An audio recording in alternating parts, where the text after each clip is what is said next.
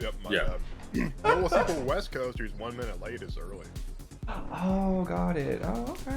I like how that For works. Southerners, you're late. Like, you're very late. Well, welcome in, everybody. Thank y'all so much for being here. Soul hit us with that triple threat self-care routine right at the start of the show. So I'll go ahead and introduce myself. As you guys know, I'm Derek. Hi, everybody. Super excited to be here. I'm here with my fellow co-hosts. Say hi, guys. Hi, guys. Hi, guys. And then our special guest this week, thank you so much for joining us, is Alec Azam. Super That's excited me. to have you here, dude. Hell yeah. Yay! Alakazam, that's me. I'm a Because person. I am. Never met this guy in my life. Yeah. You can't tell my What Chinese was your name subtitles. again? Blue? Green? Blue. Something like that? No, it's blue. Okay. I think he said he was one of the tertiary colors, so he's like burnt orange or something. I'm not sure. Yeah. Big word. Hey, did you steal that from Coin, actually? That's kind of like... No, very burnt different. coin. That's me. Oh. I've been calling burnt. Yeah, burnt. Yeah, I love this guy. He's cool. He's super cool. Oh, it's so bad. Burnt is just such a bad moniker. Goes by Coin, people. Yeah. Omni called me that for a while. He called you Burnt for a while because of red, right? No, Yeah. he did it like involuntarily. He just Like, did it. I'm just the kind of guy that like will see somebody's name and like pick out the worst portion of it to call them by. You know what I mean? It's okay. I still think the funniest is I've had people who think Alakazam is my actual name, or they're like, I had a player that they were in my game for like 3 months, and in the middle of a session, unprompted, they're like, Alakazam, I get it. And I was like, oh. No. Yes. Ina was the one that took me a while. Oh yeah, Ina Full Coffin. disclosure, I pointed that out to Red because he pointed yours out to me. We were on a call and he was and like we had just like ended a stream or something, and he was like, oh, I think it was the time that you were gonna be on his show. And he was like, and we're gonna have Alakazam, and I was like, Alakazam. Oh, I get it. No, that makes a lot of sense. And then we were talking, and I was like, oh, and then like it clicked in my mind, and I was like, yeah, like in a coffin, you know what I mean? And he was like, yeah, no, I totally knew that one too. Yeah. Yeah. Yeah, my wife just gets that all the time where people are like, oh, yeah, I get it. Like, it's not that hard to get. I mean, I also, like, I will say, in the few times when I include Alakazam, like, as a character in my games, I'll include his daughter, Abby Kadabra. That's adorable. Well, there's Aubrey Kadabra, and then technically his granddaughter's Abby Kadabra, and it's like, it always gets the same, like, ugh reaction, but it's always fantastic. I love that. I think it's genius. We like the reactions too. See, whenever I incorporate the shit from my branding, people are just like, shut the fuck up. I get it. Can you imagine if I ran a D&D game and I put in redemption? People would fucking hate that. That should be the name of the campaign, I feel. Yeah. Well, let's say where people can find us before we get too much further into it. Alec, let's start off with our guest this week. Where can people find you? What do you do? What would you like to promote? So, I am at Alec_Azam on Twitter, Instagram, Patreon, Ko-fi, just about everything. You know, I'm out there, and I have a billion releases right now. I actually just released my Pay What You Want on my Ko-fi. It's a collection of 11 barbarian subclasses, including one that I collaborated with the amazing Scald of Shenanigans with. And also recently collaborated with Bogus Cheesecake and Midlife Dices to do an item pack themed off of Valerius, which is Bogus Cheesecake's personal setting. That's based off of like 18th century whaling. So if you like, you know, Moby Dick and you're like, I wish there was magic items based off of that, you know, I have a bunch of those. And the most exciting, actually, this will be the first announcement anywhere, is I'm working with Play Nerd Allies and with the entire Foundation for Inclusivity in Gaming to come out with a matchmaking service to set up players with pro DMs, and part of the money will go to charity to help indie creators who are BIPOC and LGBT and neurodivergent creators. But you get to to actually playing games with myself and other pro DMs, and it's going to be called Alakazam's Dungeon Directory, and we're going to have a Kickstarter for it in May. So I got a billion things going on. Hell yeah, dude. That is awesome. Yeah, so if you want to play in a pro game, but you don't want just some random jackass off like Roll20 or Start Playing, and you want a vetted pro DM, this service will be for you guys. So make sure once we start releasing info this week on Twitter to follow the Kickstarter. 100%. Well, you can absolutely get as much promo on this channel as you want for it. We will be plugging that. That sounds awesome. I feel like there should be more options for people out there, because from what I know, the only couple of sites that do exist are a little bit, at least for me, it was a little bit hard to like navigate and understand. So more options is always wonderful. That is super fucking cool, Alec. I can't wait for that. It's gonna be rad. Yeah, I'm super excited for it, and it's something I believe very strongly in, and the money goes to a good cause. You know, I mean, helping charity or whatever, but also it goes to me. Yay! No, I'm the charity. The big thing is a lot of the money is going to go to the Foundation for Inclusivity in Gaming, and you get to play with a great DM, including myself and a bunch of other pro DMs that we already have lined up. So absolutely awesome.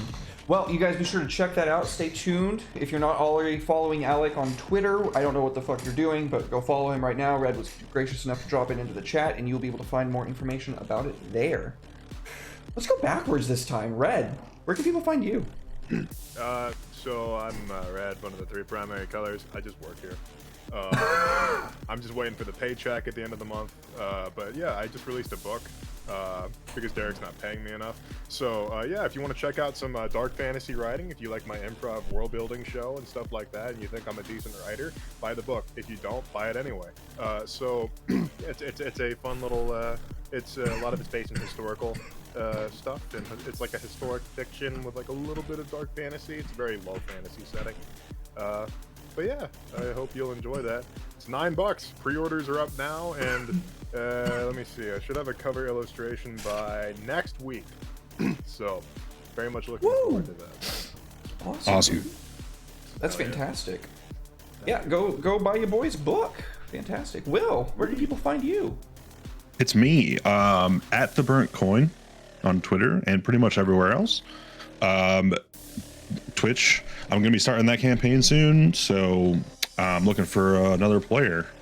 And based on how my phone was going off a minute ago and I had to silence it because of Twitter alerts, there seems to be interest there, so I'm sure I'll find somebody. Hell yeah. Easy peasy. But yeah, just like Chuck said in there real quick, yeah, I definitely want to be part of that pro GM thing, you know. I consider myself a professional GM. Well, I have an in with the people running it, so yeah. So we're gonna need to have a little talk. But yeah, so that's where you can find me. Fantastic. Which you and I are going to be in OmniStream too. That's correct. Yes. Session 1 tomorrow. Hey, Yeah. It's a Caltrop core game. It's going to be fantastic. I'm going to be an absolute bastard, and I'm looking forward to your character. Hell yeah. It's gonna be a great time here. Make that game. Hey, you wrote that Also setting. like half the lore, yeah. Let's go, dude. Awesome. That's what it's all Good about. stuff. All right, guys. Well, I think that's going to wrap us up for introducciones. Let us get started on the prompts. Those of you who may not be familiar with the show, I will give you a very quick breakdown of how we like to gather our prompts on here. The agenda for the day, Alex said that he would like to talk about magic in the setting, and I thought, hell yeah, dude, that's a fucking wonderful topic, so we're going to be talking about that. I'm just kidding, Red actually said it, didn't he? And then Alex just elaborated on it. Yeah, that's fun. It was Red's idea, and as usual, Red had an idea, and I stole it. I mean, that's fine. I mean, you know, it just makes it more apparent that half of this community is a bunch of hacks. So. Oh, yeah. Well, you know what they say, there are no original ideas anymore. True. Well. Stop. Crispy currency. Crispy currency? What the fuck? That's what Timo called Will. Yeah. Crispy currency into the burnt coin. Oh my god. I fucking love that. No. That's heresy. Can't do that. Is that good? I'm calling you Burnt, Crispy, or William. Those are the three. You can call me Crispy Currency. I'm fine with that one. I'll take it over being called Burnt. What's your rap name? Crispy Currency. Crispy Currency is good. I was thinking Flambéed Change, but that's Is that the sun upside down? That is the sun upside down. 19. This is your card, Will. The sun. Clarity. Decision. Security. Sincerity. Solving of problems. Honor. Glory. Fame. Satisfaction. Pride. And happiness. That's a lot. Is this? Yeah. You want to hit me with it again? I certainly do. Clarity, decision, security, sincerity. Yeah. Solving of problems. Honor, glory, fame, satisfaction, pride, and happiness. So I just realized I didn't finish that thought that I had a minute ago. The way that we get our prompts is by the use of tarot cards. We shuffle the deck. Whoever's going tells me where to cut the deck, and then yeah, that's when we get an inverted card like the sun, we try to put like those axioms on their head a little bit, if that makes sense. Kind of give them a little twist. Red.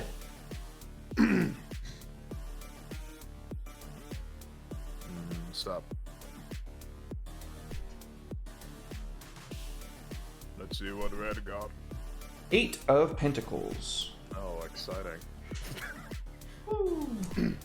Inverted. Ooh, okay. You, my friend, got commitment, dedication, manual ability, errand.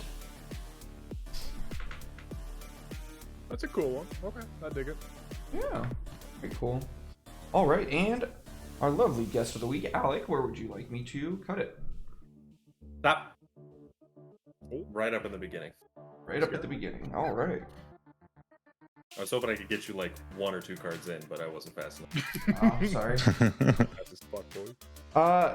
Fittingly, you got the Knight of Wands. I can feel a sneeze building up in the back. Bless you. Thank you. That was a loud one, I'm sorry. All my sneezes are loud. I scare my wife all the time. I have loud dad sneezes. That's definitely.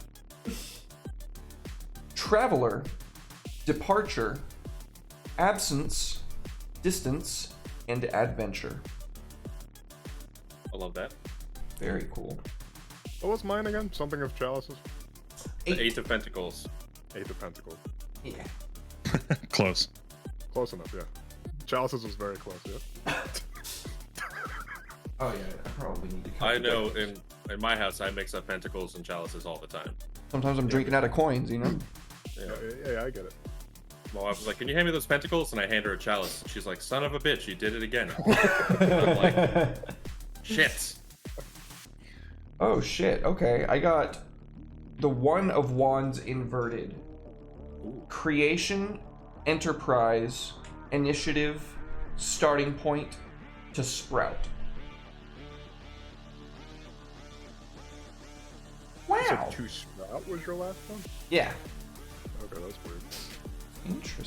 Interesting. Very cool. And then for the final round, we got... We're not supposed to have that card because we've already done that one. I had to do tarot reading for someone else though recently. King of Pentacles. Almost said Pentacles, but we're not in ancient Greece. What is this? I am from ancient Greece. I dropped it, but I picked it up. Merchant. Human ambition. Value. Practical intelligence. Success. Initiative.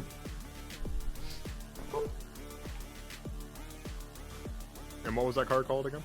That is the King of Pentacles. We got mad Pentacles right now. Oh yeah. Or chalices, depending on how you mix it up. Right. We got Pentacles. We got Wands. What You the hell is a got- pentacle anyway? A pentacle is a coin. Oh, it's just a talisman. It's me. I was. I'm a pentacle. There you go. Technically, a pentacle is a coin with a like 5-pointed star on it. But We can call you I could potentially be a pentacle. the roasted pentacle. There you go. The well, what's another? Is there a fire word for pee? Hang on. Pyretic. Yeah, the pyroclastic pentacle. Pyroclastic tentacle. There you go. That's a good one. Love it. Talisman used in magical evocation, usually made of parchment paper, cloth, or metal. Okay, that's interesting. All right, and we have our prompts and everything up on the board. Well, Will, as is tradition, would you like to start us off, my friend? How does your prompt apply to magic in your people's eyes, or traditions, or whatever? Yeah, I think it works. These words work really nicely. Some of them anyway. When I think security, I think, the city with all the riches in it would definitely have a lot of magical security devices. They're going to be looking to lock all that stuff down. And then especially with the kind of wooden steampunk aesthetic that I was kind of going for, they have a lot of engineering and things like that. So problem solving. And then, the other ones are just obvious things that would come from being technologically advanced in a magical way. So yeah, I think it would, some people would use magic to fuel their machines, that they may have crafted. And then obviously someone strong enough with it probably could have used it to lock down some of their riches. I think it works out for me pretty well. As far as the way it systematically works, I don't know. Fair enough. Fair enough. That is what we are here to find out. Sorry. A lot of abjuration, like that's definitely going to be, if it's security, then that'd be abjuration magic. Right.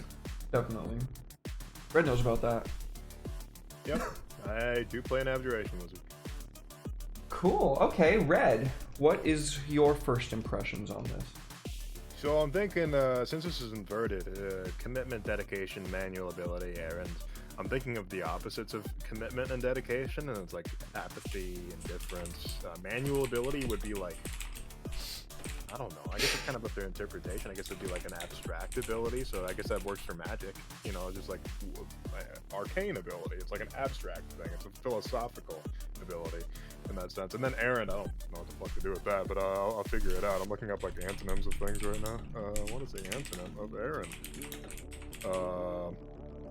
Downtime, inactivity. Okay, I guess that makes sense. So like downtime. So now I'm thinking, see, apathy and indifference, that could work really well for a spell because there's like apathy and sympathy spells. But I'm thinking like along the terms of Magic the Gathering, because it's just how my brain works and that's what I was just doing. So I was thinking like, what color pie, or like what colors would my clan of Talam, or the clans of Talam fit into?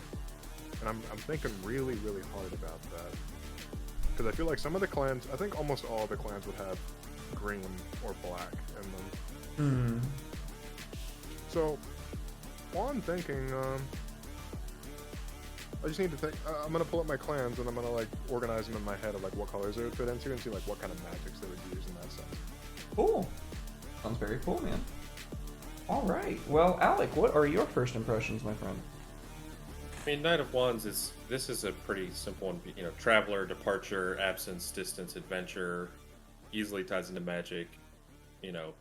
I think when we think of like a grand world with all these different places to explore and things to do, to see, and stuff to get into, like getting around is always going to be a big challenge. And it's like, okay, well, do I want to get a cart and sit in it for weeks to go to this city to do like one, send a message and then get back? It's like, or can I use magic to just like, boom, teleport, done, boom, and then get back?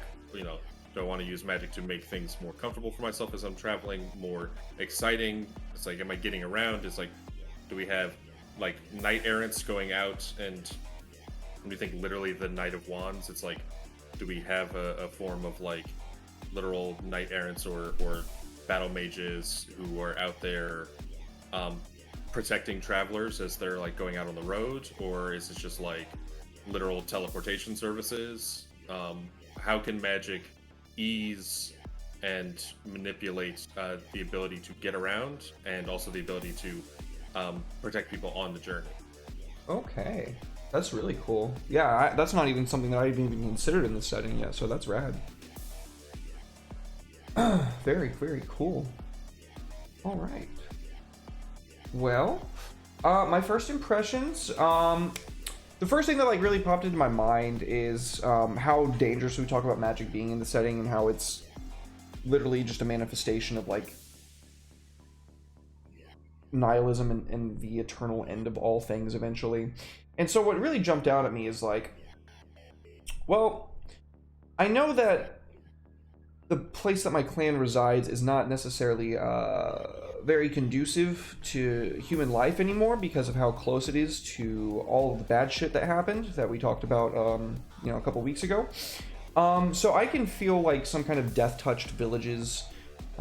Maybe like the soil has like churned and like it's bitter and sour now, and it just can't support life anymore.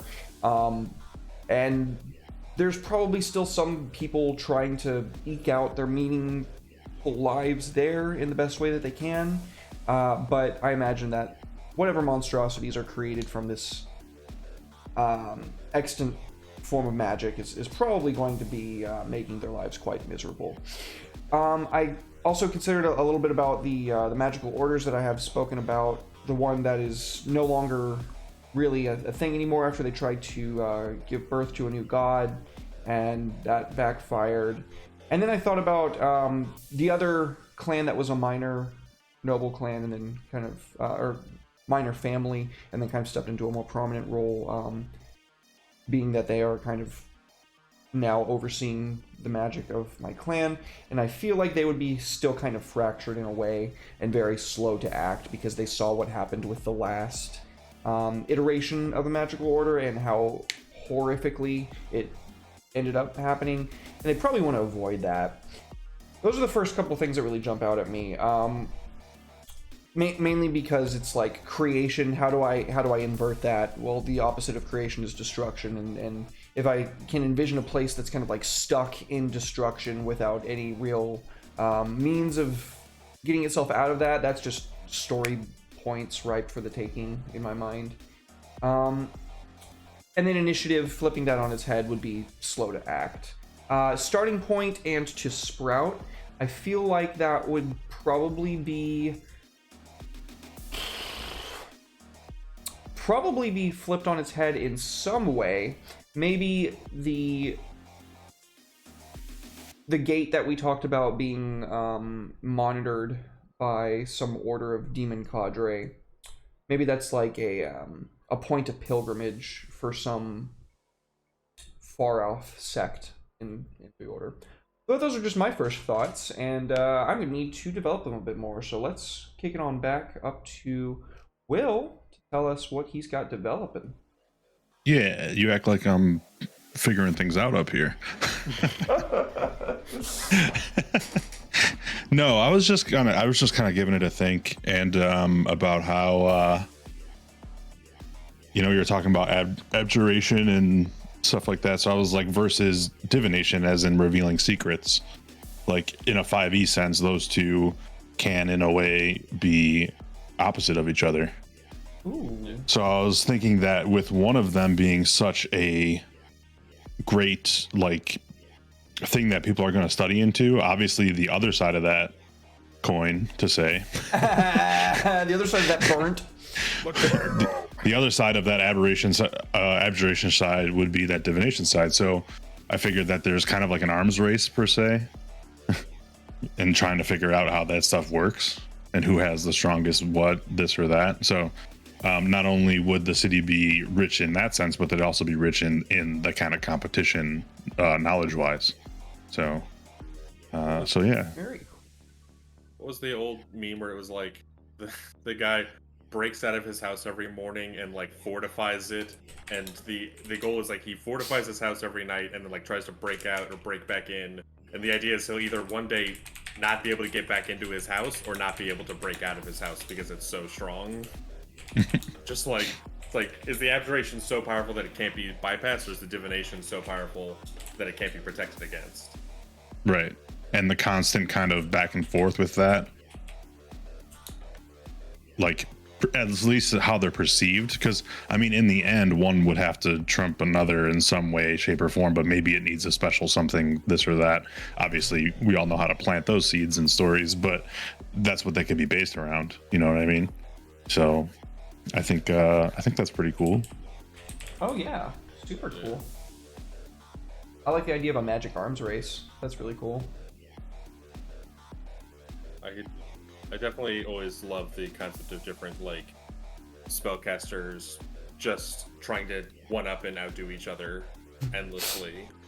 And it's like there's a bit of anytime that you have like two opposing sides that it's almost become this friendly rivalry of like, well, we'll see who wins.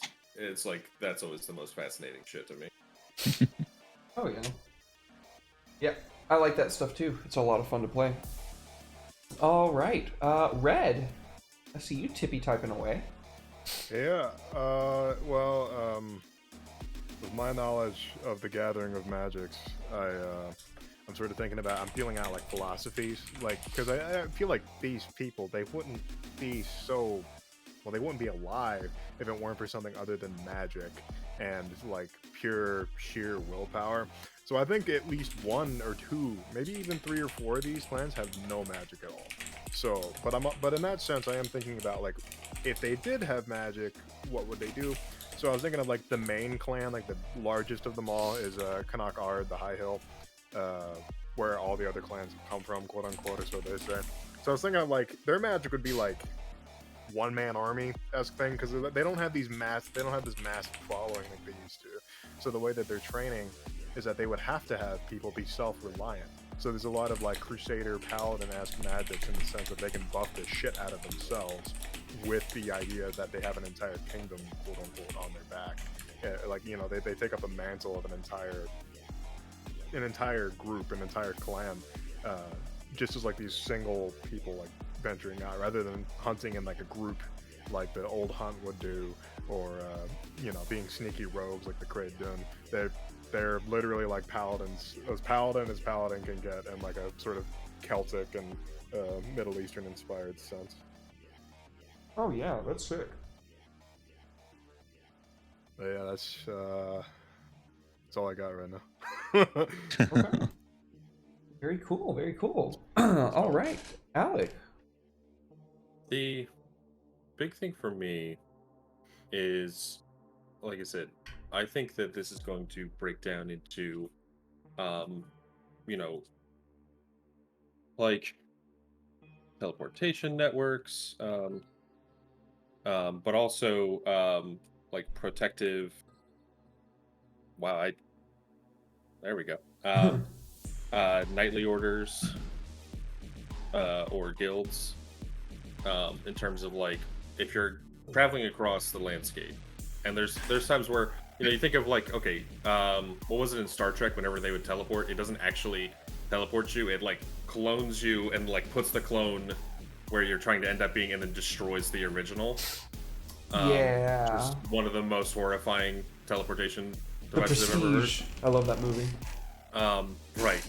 But there's some people who are like, oh, I refuse to be teleported. Like, you ain't using that transporter. I mean, it's like, not having, absolutely do not beam me up. So it's like, or if there's stuff that can't be teleported magically, whether it's certain magic items or things made of lead or something too big or too heavy or too many people, it's like, all right, well, we have to get across, so we have to have people that can protect them while they're going. So, and I would imagine it'd be the same organization that would set up these teleportation networks, is like, we can get you there one way or the other. They would all be run through a bureaucracy more akin to a knightly order or a guild. I really like that. My big concern is if it's something that they're doing altruistically, of like, oh, well, this is the right thing to do, and, you know, we have to do that, or it's like pure money of just like, no, we do this to be in control of where everyone goes and what everything is going on, and all this trade and movement and commerce, and we will absolutely just nickel and dime you to the very end. because if you want to get across and you're not protected by us, then you're screwed. You want the you want me to draw my sword? It's going to be an extra 5 copper today or something. Yeah. Oh, you want me to kill that goblin? Well, you better pay. We already paid. No, that's cool. I like that. I like that a lot. All right. Very cool. So I was trying to elaborate a little bit on more like actually what the card gave me, and I was thinking, well, beyond just the opposite of creation being destruction, I kind of like the idea of doing something else with it, because destruction, I mean, there's enough destruction going on. It's kind of boring if it's all just destruction. It's like all the same sound, so it just becomes noise. I was thinking perversion is also kind of turning creation on its head. So that kind of got me down, like, thinking on the path of, like, well, what if this sect of the family that does manage the magic in my clan, what if they had a very unorthodox method of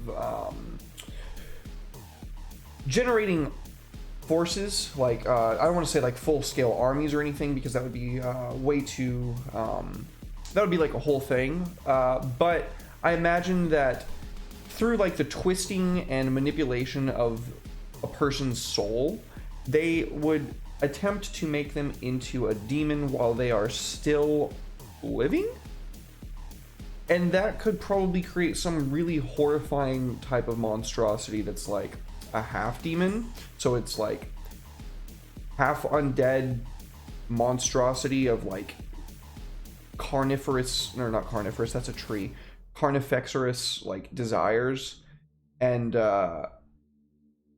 it's still kind of got like a person in there somewhere that's like, oh shit, what did I do? Like I read this. I read one of the Halo books a long time ago, and it talked about the flood. When they get in somebody, that person's still like cognizant of what's going on with their body. I kind of imagine something like that being in a situation like this. So just like profoundly evil, using just like the worst type of profane magics, and they still are represented in the family in some regards. Obviously not openly. This would probably be like a very well kept secret. But I could certainly see how that would be something that fits very well within the confines of the clan that I've been building. It's almost got like Chaos from Warhammer vibes of like corrupting, mutating, horrific magic. Of just like, oh yeah, well, you're a weird tentacle monster now, so enjoy your life, you know. Yeah, and I was thinking that like they probably had some kind of like binding mechanisms that they could use to like control these things, use them as like defenses in their estates or whatever, or use them offensively if they like had to go send somebody to kill somebody else. Well, it's not really gonna matter if their soul goes nuclear, because this thing is just like a demon. I don't give a shit about this thing. It can die, you know, like it doesn't matter. Oh, we gotta go deal with that, so let's send Gerald, but now he has like 20 eyeballs and he has like his half of him is on fire and the other half of him is frozen solid. You're like, all right, go for it, son, and you just kick him forward. And he just explodes. Fuck yeah, Gerald, dude. Good old Gerald. Gerald. Let's get dubs in chat for Gerald. Truly the best of any of us. But yeah, I was thinking probably something like that, and I guess to develop that more, I would probably start thinking about like what kind of influence that would have on the society. Maybe if maybe in like parts of their area that they control, people that break the law, people that go missing, or so on and so forth, eventually end up being one of these horrifying monstrosities that they use like foot soldiers or assassins or guard dogs. Yeah. I was thinking a little bit more about the pilgrimage that I mentioned. I feel like the reason that they would go all the way there, because if they do have to go all the way there, that's a pretty arduous journey. If you remember the map. Actually, I think can I pull up the map? Nope, that's still on the wrong picture, so I cannot. Anyways, yeah, I feel like that there would be a reason for that, and not just to go for pilgrimage. So I feel like they would probably go there to make a deal with some kind of demon or something to be able to actually like use this power instead of it being probably like an overwhelming version of the magic that already exists. Like if you use this shit, it's just going to deteriorate your body like rapidly. Even if you're not the one having the demon make your soul into you, you're like you're fucking with powers that are best left not fucked with, and it has a profoundly corrupting element. Oh yeah, it's like, well, we need shock troops, and we also need to deal with the guy who stole a can of tuna, so why not just turn him into an eldritch abomination and send him to the front lines? Let's go, Gerald. Yeah. Shambling Mound Gerald. Let's fucking go. Or what is it from Darkest Dungeon? The Shambler. The Shambler. No, he looks like when you have like a bunch of hair and it gets stuck in a shower drain. You pull it out. Oh God, Ew. too real. Too real. Body horror Talking is about- real.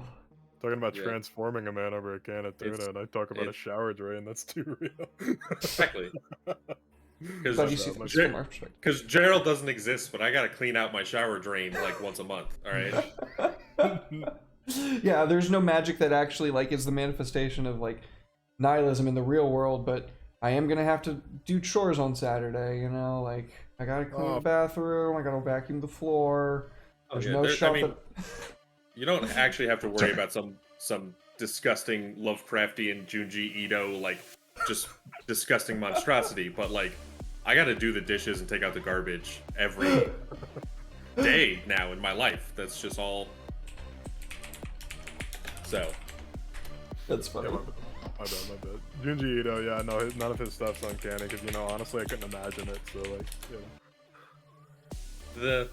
my favorite, I have one aside about Junji Ito that I'm gonna say is that when he did his little slice of life stuff about his wife and his cats, and he still did it in his like horrific like body horror style, and I'm like, this isn't a cute story about your cat. This is horrifying to read. Do yourselves a favor and look up like Junji Ito's slice of life comics, because they are horrifying. Oh my god. Yeah, I think I read the whole. That's Junji Ito, right? The Enigma of Amigara Fault, where it's like there's the body-shaped holes. Yeah. Yeah, and then but Gyo and Uzumaki are the best ones. I've Because heard of Uzumaki's the spirals, and then Gyo is the one where it's like all the fish have like the robot like spider legs that come out of the ocean and start attacking people. What the fuck? I've never heard of that one. Oh, it's great. There's a shark that just like bashes down someone's front door and tries to eat them and their girlfriend. What the fuck? Oh my god, if you weren't afraid of the ocean before, you should be now. Alright. Yeah, because like a shark attack, those happen because you're in the ocean. You know what I mean? Yeah. You go If to it's their like- house. Yeah. Whenever people are like, oh, these are shark-infested waters. No, they're not. No, they're not. They're human-infested waters. That's where sharks already live. Okay? But if a shark came out of the ocean to kick your ass, that would be really terrifying. So the point is, Gerald is already having to deal with horrors like that of being turned into whatever monsters. Yeah. I feel like this poor bastard Gerald, we just... Should have stole that fucking tuna, man. Yeah, well... You knew the laws, bro. You know where you lived. Just totally kidding. Totally kidding. It's not even good. It's like bumblebee tuna in water, and you're like, ugh. Ugh. Full disclosure, I don't even really like tuna. I like fresh tuna. I like eating like tuna at our, like if I cook it or something, but I don't like canned tuna. It's not for me. Will. Yes, it's me. What's up, buddy? I do like canned tuna. Okay. I just wanted you to know that. That was a fucking Eric Andre moment. Chaotic energy. No, I just went over here thinking about my stuff, thinking about what we could possibly do to make something 5e related randomly, but also thinking about a break. Oh yeah, we're approaching break time. Do y'all want to go ahead and cut to that now, since we're at the top of the turn order? Yeah, with that. sure. Cool. All right, everybody, don't go anywhere. We're gonna take a quick 5 to 10, and then we will return with more Homebrew Homies.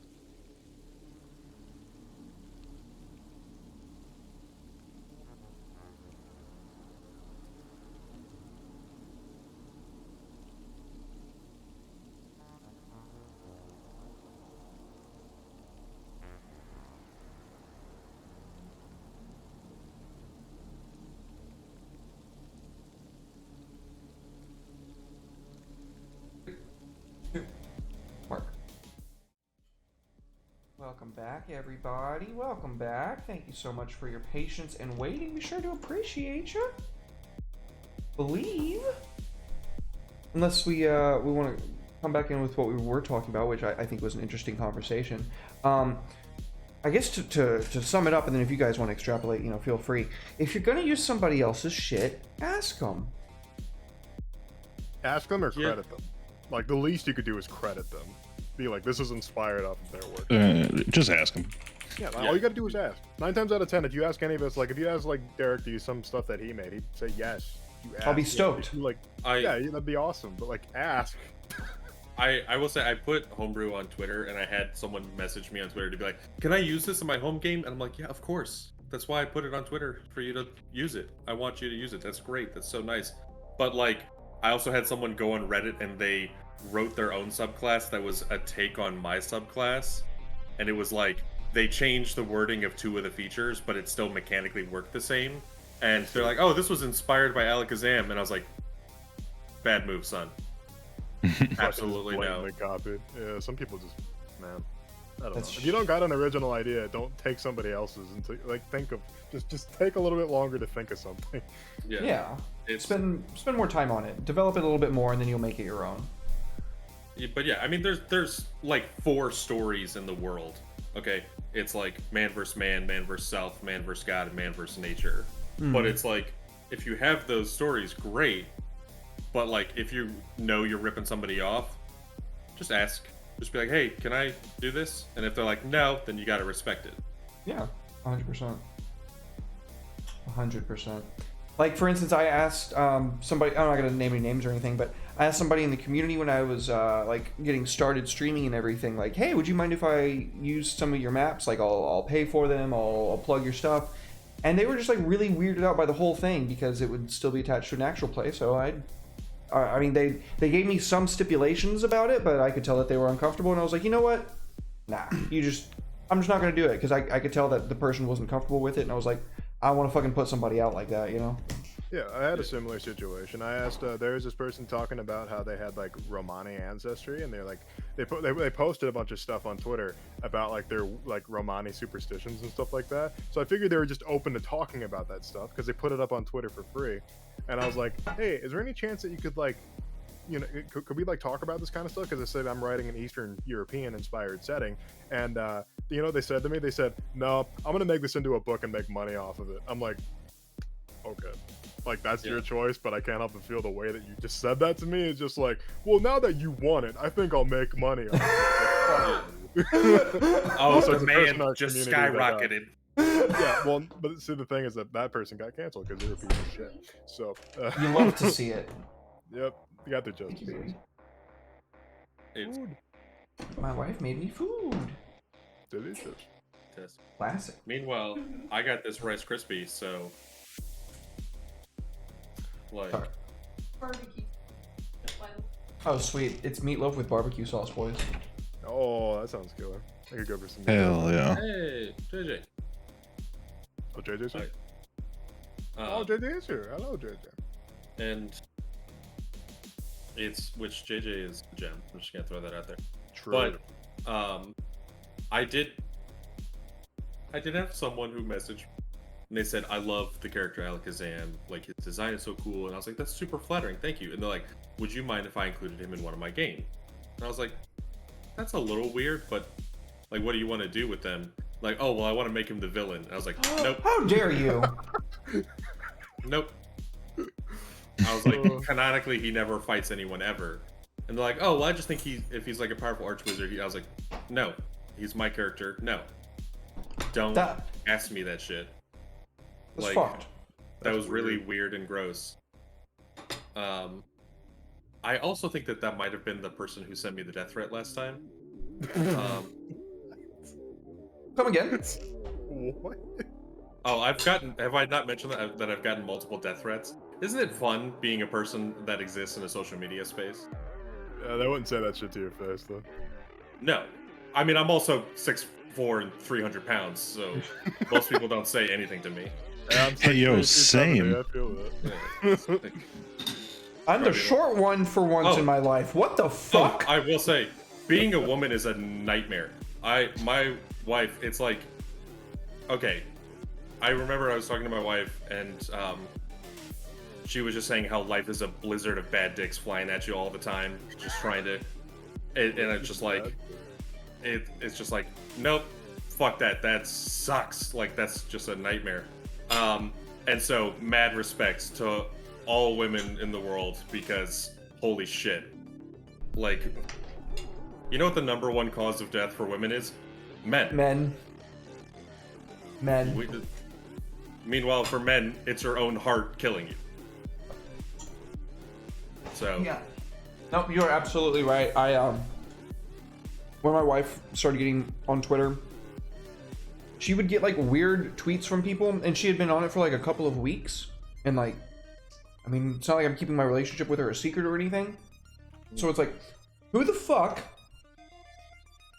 ever, like, who is so incellular, and I'm coining that term now, who is so incellular that they think it's okay to just like go on Twitter and hit on a random person that you'll never meet in your entire life? So my wife, Ina Coffin, on Twitter, she draws very buxom women. That's her favorite thing to draw. It's like, if you look at her illustrations, it's like, she has told me, and she will describe herself as like, she loves to draw women with big titties, which, great. Who doesn't Good love for women you. with big titties, right? Exactly. But the thing is, like, some people think that's an open invitation to be like, hey, let me tell you. It's like, no, don't even come at me with that. It's like, I don't want to hear none of what you have to say. Gonna shut you down right now. Dude, I don't understand how guys are like that. And I mean, look, I'm not going to say that there are no women that do it, because I'm not going to make sweeping generalizations like that, right? But like, it's primarily guys. We know that. Yeah. I understand how they can like just be so fucking gross. Like, I have one of my friends on Twitter, and pretty involved friend with like stuff on the channel and stuff. They have a page on the forbidden site that I don't even think you're allowed to say the name of on fucking Twitch. I'm not even sure. And like, dudes in her replies all the time just saying like atrocious shit that like you would never say that to anyone in real life, especially not a girl that you're actually attracted to, because you don't talk to girls that you're attracted to. You know what I mean? Like, Well, the sad thing is, it's like, they will say that to women in real life, because for some reason they're like, one woman will be like, oh, that's what I've been looking for all this time. Never gonna happen, son. oh, bullshit. I met somebody that was just like that. You know what the secret is to how I got a beautiful, amazing wife? I respected her as a person. Yep. That was the key.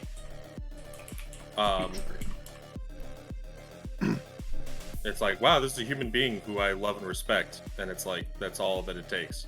Yeah, guys need to like draw a line in their head. It's just like, there's a difference between objectification and treating people like people, right? Like, because like oftentimes porn is objectification. yeah, And 100%. That's a fetish. But here's the difference between fetishes and relationships. Fetishes is something that should stay in your head unless you know that your partner is into it. and relationships are healthy things, or at least they should be, where you talk to people and they're your friend, and you get along with them. It's like, okay, that's so complicated for some people to understand. There's this guy that I knew. I'm not going to drop any names, but I think you should put people on blast, but that's because I'm a messy bitch. Go ahead. Well, he was from my real life experience, so it doesn't really matter if I drop names. But he was in a relationship with a man. He claimed to be gay. As a non-straight person, as a queer, I don't think he was, and I think he was doing it for attention. But that's the kind of person he was. He had a relationship with this guy, and he was still going around. He even talked to my significant other at the time, said that, talking about how nice her tits were. I'm like, And all of my buddies kind of said that he turned gay because women couldn't stand him. I'm like, that kind of checks out. He's just like, I like men because men don't judge me. It's like, Well, you talk to men like people, you talk to women like objects. So that's probably why women don't like you, is because you treat them like objects. You fucking twit. And he stole a shit ton of my Magic cards, so I absolutely hate him. He stole like several $100s worth of my cards. Indefensible. I will say, I do think the biggest reason that homophobia exists is because a lot of straight men think that gay men will treat them the same way that they treat women. Yeah. And they're like, we know the way that we talk to women and act around women is fucked up, and if a man did that to me, I would be so turned off and uncomfortable. So they're like automatically offended. For the record, that does happen, by the way. You think that would cross some circuits, you know, like make some sense to them, but it never does. Yeah. But it's like, if you realize that, then it's like, can't you just be like, hey, maybe if I was a cool and respectful person, then like wouldn't have to worry about that kind of shit. Anyway, we can talk about homebrew stuff. I just no, you're fine. That's a good conversation though. Yeah. Just good stuff. treat people like people. If you're a guy and you talk to guys normally, talk to women the same way you talk to guys, and it'll be fine. Just don't be a dick. That's the end of it. Don't be a dick. And if you're bisexual and you're just scared to talk to anybody, I understand your pain. Yeah, so do I. You always got Rosie Palmer and her 5 sisters. And then you also got Hugh Jackman and his 4 brothers. Hugh Jackman? Hugh Jackman? Will, save us from this conversation.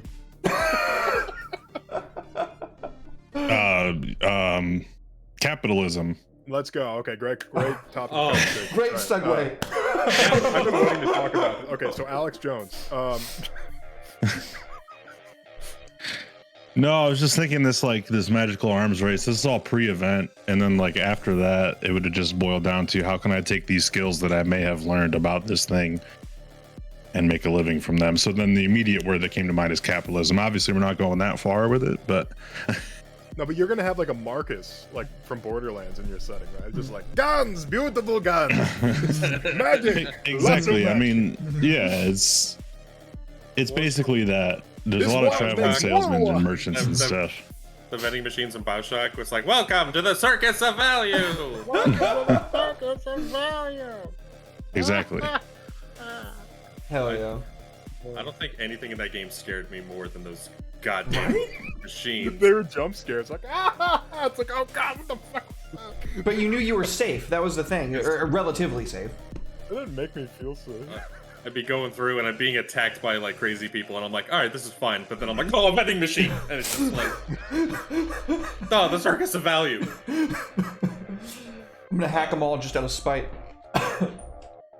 Sorry. Well, No, I'm done. That's literally the cherry on top of my thought was boom, capitalism. That's pretty much it for my peeps. Sorry, you're trying to say something, Alec. I didn't mean to cut you off there, dude. Truly one of the great evils of the world. Yes. Raid boss. Raid boss. Capitalism's a raid boss. Who's the final boss of capitalism? Don't start that conversation. I think I had to forcefully stop myself. Because we all Jeff have Bezos, and then his second phase, he actually does turn into a dragon. No, Jeff Bezos, and then like he transforms into Elon Musk. No, they Dragon Ball Z fusion. Yeah. This isn't even in my final form. We behold the most uncharismatic man of all time. Oh, then you gotta put Zuckerberg in there. Musk. You gotta put Zuckerberg in there. The triple fusion.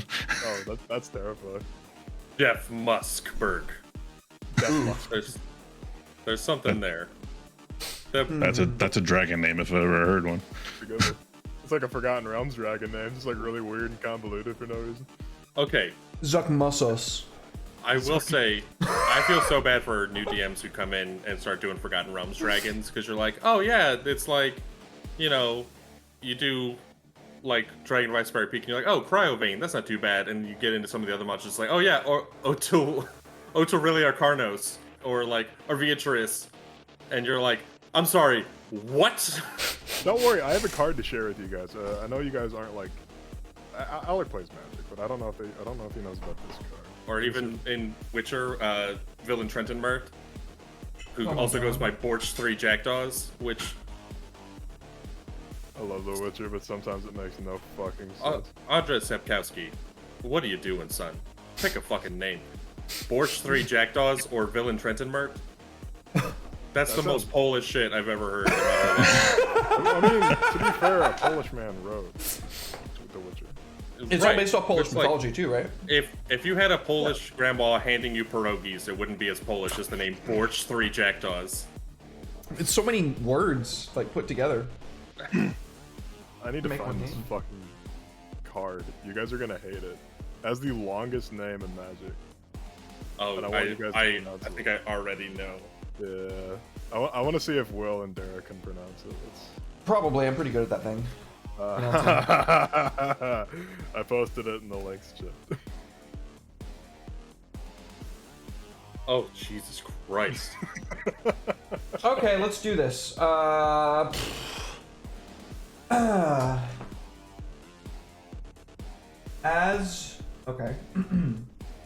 As Morano Mardik Kadastinik Yuldakar.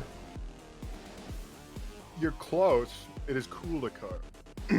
What did I say? Oh, You said Kuldakar instead of cool. Ah. I listened to a guy pronounce it 8 times and I still can't pronounce it.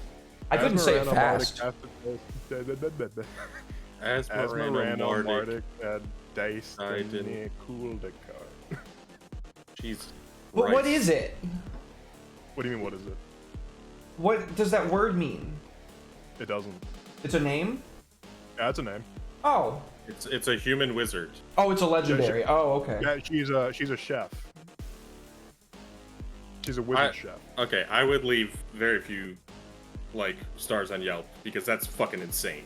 How am I supposed to even go to a restaurant where it's like, oh yeah, why don't you come down? The chef Asmarano Mardik, like fuck all that. All right, it's, Look, colloquially, we just call her Asmora, and it works out. Everybody knows who you're talking about. Honestly, if I saw this card, I would think it was fake. I would too, dude. This is actually a character. I'm like, there's no way that they put a name that long. They literally just filled the bar. It's like a meme. Can we fill the bar? Can we not fill the bar? I mean, let's fill the bar. they're like, they got a guy writing up the cards, and then he's like, and passes out at his desk and slams his head into the keyboard. And they're like, fuck it, we gotta ship the cards tomorrow. Put it out. No, but there's no time. That card, that name is actually from a very old bit of Magic lore from the 90s. Don't say something is old from the 90s. How dare you? Yeah, It is. dude, 90s I'm was from like the 90s, man. 30 years ago. Come on, man. I was born in 91. Crying. Leave me alone. 91, 30 hell this yeah. year. Like, It's like 20. No, it's like 25, 30 years ago. dude, my birthday is great. It's like summer solstice, 1991. Nice. I was born on June 21st. Oh, that's a great day. I'm a little older than you. I'm March 12th, 1991. Damn. November 24th, 1992. See, I'm the old man of the mountain here. And all you February- whippersnappers. If February you say the 18th, year, Do it. Say it. 2001. Ow. oh, The Twin God, I hate Towers it. went down the year you were born. Yeah, they did. It was a bad omen. You know, there's Coincidence? things to come with I think tomorrow. not. Okay, think fun not. fact, my grandmother was born on the day of the Pearl Harbor attack. Oh, Ooh. shit. Coincidence? So the doctor like went to he's like oh, it's a girl, and then like went out and then stormed back in. He's like, oh my God, we've just been attacked by Japan. The first thing Wow. a baby hears, hey, we've just been attacked by Japan. And given how my grandmother is terrible, I like to think that it's her fault. See? Attack on Pearl Harbor was an omen of Her her. birth was a bad omen. Oh, Jesus. Oh, all right. Well, Red, what have you got, bud? Oh, well, while we were having a very vanilla and clean and morally upright and family-friendly conversation, I was writing about like the philosophies of the different clans. 1, 2, 3, 4, 5, 6, 7. I think is what I got. 1, 2, 3, 4, 5, 6, 7. 8. I'm sorry, I had 8 clans. I forgot. I can't count. So yeah, like I said, I put like colors to each of them. So I did the Kunnak art. It's just like they have the one-man army kind of thing, because it's just like there's not much of them left. So they like the few that they have left, they should make them as powerful as possible, tall instead of wide. That's a magic term for you. And then the Nock Glade are the Blade Keepers. So they're like, I just skipped one, but I'll come back to it. Mardu, red, black, white. So they're about like, so like white is about community, black's about like selfishness and like desire and like greed, that sort of thing. And then red's about passion and like other things and fire and stuff like that. So their whole thing is they indoctrinate their clan members into thinking that if you die, it's for the greater good. And I was also saying, well, yeah, I was also saying that the officers, like the higher ups or like the leaders of war bands and stuff like that, would have some sort of magics to like mute the effects of death, so that their war bands were more effective. So they didn't just like get into a fight and then there was just a chain reaction of explosions. They can literally like cause an entire area to like mute for death for a while. But once they release that, Oh, so it's still it's like just like staving it off temporarily. yeah, because I feel like permanently just saying like, oh, if they die, nothing will happen. It's just like that's Kind of there's no overpowered a little bit, I guess. There's no consequence. There's no consequence. True, It's just like Delayed blast. and Yeah. I got a bunch of cleansers, so you can come back to me if you want, but I'll go over one more, and you can tell me.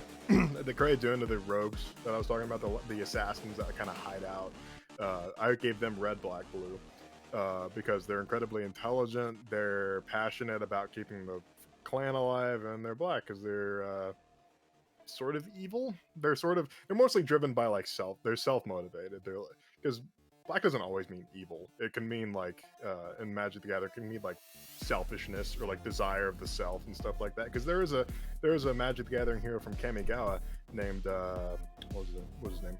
Toshiro Umezawa. He was mono black, and he literally saved Kamigawa for a selfish reason. He saved it because he wanted there to be a place where his children could live. That was technically in the black color pie. So he Cool. He saved the world for a selfish reason. That makes him black. I mean, ambition is not a bad thing necessarily. Yeah, black embodies ambition and stuff like that. But so does red. You know, that's where they kind of bleed over. It reminds red's me about of the passion. Scorpions from L5R, kind of in a way. Like, they'll do what the right thing is, but they'll do it because they eventually believe that they're going to be on top. Yeah, so that'd be like white black, like doing the good thing for like the community, but like knowing because it'll benefit them. White black, Okay.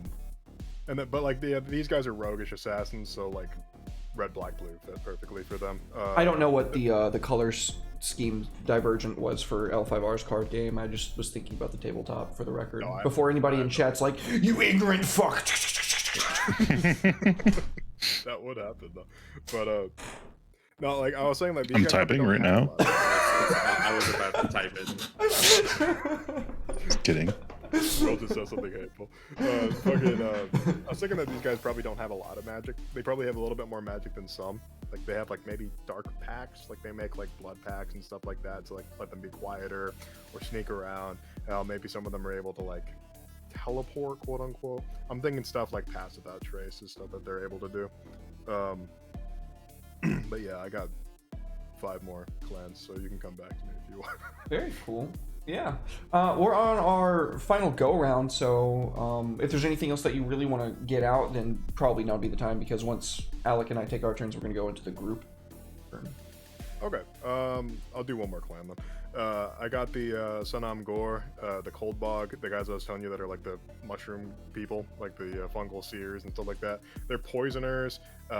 They're about divination, magic, enchantments, healing. They're all about like when it comes to medicine, they're like the top. They're like the absolute best.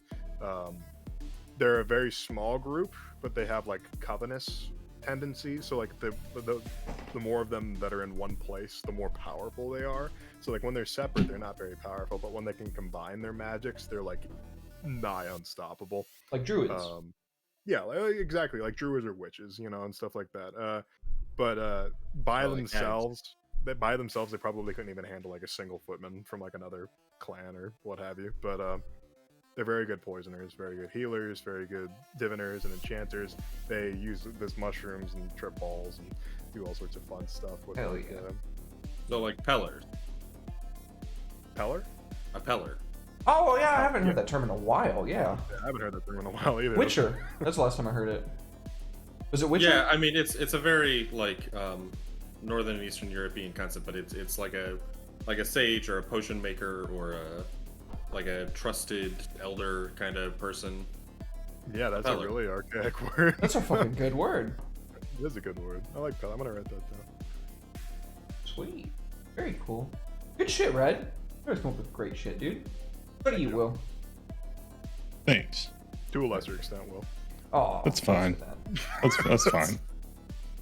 You guys can come out with the better stuff. It's fine. Just means the homies are doing good. You know what I'm saying? Oh, how dare you say that to him, Red? You fucking break my heart. Whatever, dude. Will's just being a sap. Alec, what's up, dude? Is it really a stream without Red if Red isn't talking shit? One of these days, Will's gonna say something back to me. It's gonna be like Arthur from. He's gonna clench his fist. Just be like, "I'll get that Red, that son of a bitch." I still think the best insult I ever heard was from Katamari Damacy, where the King of the Cosmos says, "It's not your fault. It's my fault for believing in you." Got him. I love And it. What is it? Put that in my back Okay. pocket and find a way to make that relevant in a conversation when I need it to be. That's Oh, I'm fine. gonna do that tomorrow. Oh yeah, we're gonna go do a project tomorrow. I'm definitely gonna fucking say that to somebody. Yeah. It's not your fault that you did it wrong. It was my fault for believing that you could do it. That's what I'm gonna say. Sorry, I'm detracting. Alec. Okay. Me, little old me. Yeah. So I definitely like I said, I like the idea of almost this nightly order, and it's a, like I said, I kind of talked about like the concept of like, okay, well, do they charge? Do they do it by pure altruism? And I think it's almost a matter of like a very backhanded kind of like, oh yeah, we can get you around and keep you safe and do this and that, and it's like, sure would be a shame if something horrible happened to you on the road. It'd probably be best if you trusted us. And it's like almost that kind of extortion of like, we're gonna protect you or we're gonna come for you. The And I travel think, like, mafia. yeah, and I'm gonna add that. I'm not good at adding notes, but I'm gonna write travel mafia right now. But I think that in terms of actual semantics of magic, and we're talking like how they cast and things like that, this would be stuff that you can cast like on horseback or from a cart, or like stuff that you can do like you'd have to have, and even tying into the card itself, because I got Knight of Wands. Hey Raiders. Oh shit! Oh, yo. Hey Hooli, thank you so much for the raid. Welcome in, everybody. Welcome in. Hey. Thank you so much. Much love. And it might be because I've been playing too much Elden Ring, but it's like I think of like the Ashes of War, where it's like this is something that you're using blade and magic in equal measure. I love a good gish. I think that like having something that you can combine magic with martial capabilities is always fascinating, and that's something that like when you're out in the road and you get ambushed, you can't necessarily be like, well, let me hang back and start tossing fireballs. It's like, no, you need to be able to run in with a sword, but you also want to have that magic edge. And it's like they're the best at what they do in getting people from place to place, but they can even go and you can ostensibly shut down a city by being like, oh, well, if you don't work with us and pay us what we want and do all the proper things, we won't teleport to your city anymore or protect people who want to go there, which makes going to your city a really dangerous, expensive, annoying trip, so people just stop going there. So it's like you can control and almost monopolize travel by having this nightly order decide like where they're willing to go to protect you. Oh yeah. So it's like I said, you get to have like this nice, bright, shiny like nightly order but you also, there is a bit of like almost that conquistador sense of like, oh yeah, we'll come in and we have all these resources, but we're in charge now. It's like you absolutely are going to answer to us in whatever we want. Oh yeah. And that I think is always interesting. But magic wise, like it would be definitely like almost paladin and ranger spells of like, you know, if we're talking like 5e, it's like, okay, well, you know, different smites and different effects, you know, like the volley spells and doing like, you know, burning or branding smite and shit like that, of like something that you can affect a weapon so you're in combat and you give yourself an edge to win. Oh yeah, I really like that. I always I always feel like obviously like smites are synonymous with paladin usually, but I feel like more classes could benefit from something like smites or like mini smites. And so anything that focuses on like weapon magic type shit, I like that. I think it's super cool. I wish that I used it more in Dark Souls and Elden Ring, but I'm just a fucking I'm trying not to say something negative about myself because Will's here and he'll chastise me for it. I'm a simple You're right. man, and I see a strength build, I see a gut sword, and I smash. I tried to do strength build in Elden Ring, but it's just so many things scale off intelligence. You can't do it. Like All the cool shit, yeah. but I think it's something that like, and I would do it more if we're talking like Elden Ring, like the incantations, where it's like they're not going in and just casting spells. It's like these are things to like, I'm adding more damage to my weapon attacks. I'm doing defensive magic. Like I'm creating a hovering shield around me, or I'm doing some basic stuff like that. And then you have really powerful mages that work for them. That's like, oh well, we have teleportation circles, and we have, you know, basic things to do like blink or misty step or far step or dimension door to really get around and start making some serious travel. But in cases where just pure teleportation isn't going to be of assistance, they have extremely strong knightly order that's there to protect people all along the way. But it comes at a high price. I like that.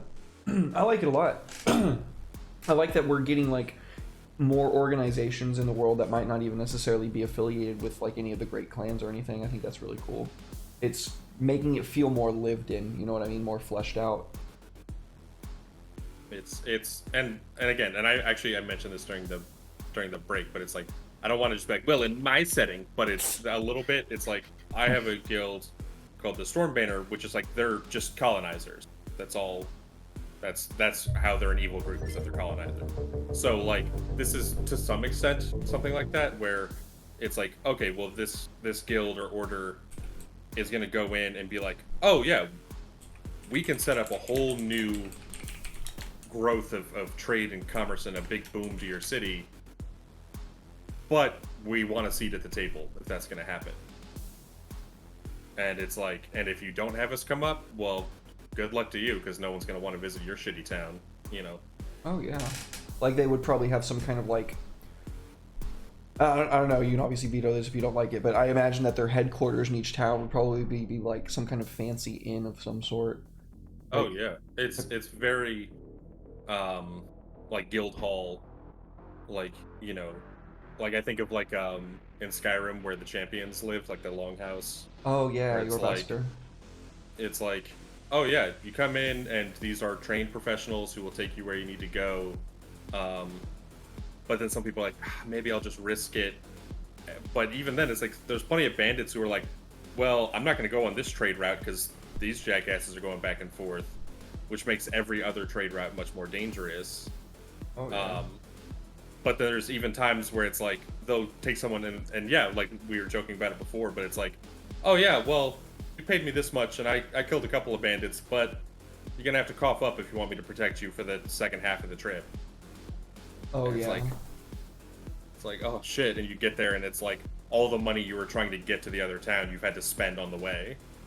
Yeah, I could see that in like some kind of like travel style movie where it's like a journey style movie. Like, oh Yeah. fuck, then the guy's being a hoe on him, and then like shit goes really south from there.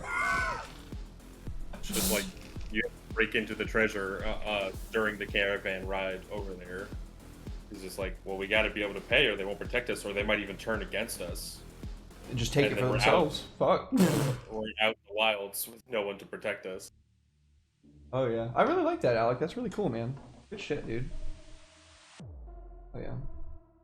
Okay. I guess I'll round us off, and then we'll get into the group round. I just had a couple more things to add. Mine's not gonna really take too long. So I just kind of elaborated a little bit. To utilize this form of magic, the spellcaster must make a deal with a demon to trade half of their soul in order to preserve their body by replacing it with a piece. I should say with a piece of the demon's. To bind the, I shouldn't say aberrant because aberrant has connotations in our setting already. To bind the demonic monsters created, must be bound with a specific form of iron that is banded around their form and ruined. I feel like if they're like, when they're being created, if they had these like shackles of this specific type of iron that my people know how to make, then they would, when they would like grow to these gigantic or grotesque proportions, it would just get kind of like stuck around them. And since it's this almost like dimensional shackle style of like talisman that's like placed into them, like it, even if they're like bulging out of it, it still is staying around them like in the same size wherever it is. So like it might force engorgements of like different body parts depending on like where the band was placed on them at the time of their creation. I don't know, I was just thinking about how to get weird with it. That's definitely some body horror shit of like, oh yeah, like iron bands of Bolaro almost around somebody, and then like their flesh is just like bulging out of the little like sides and corners of it. And it's like, it's like, oh yeah, you have this big ball of like metal holding them, and then one tentacle whipping out, and you're like, oh god. Oh Jesus! And they could like create different types depending on like where they place the bands and like how they ruined them and shit. Oh yeah, that could be fucking horrific. I love that. That's great.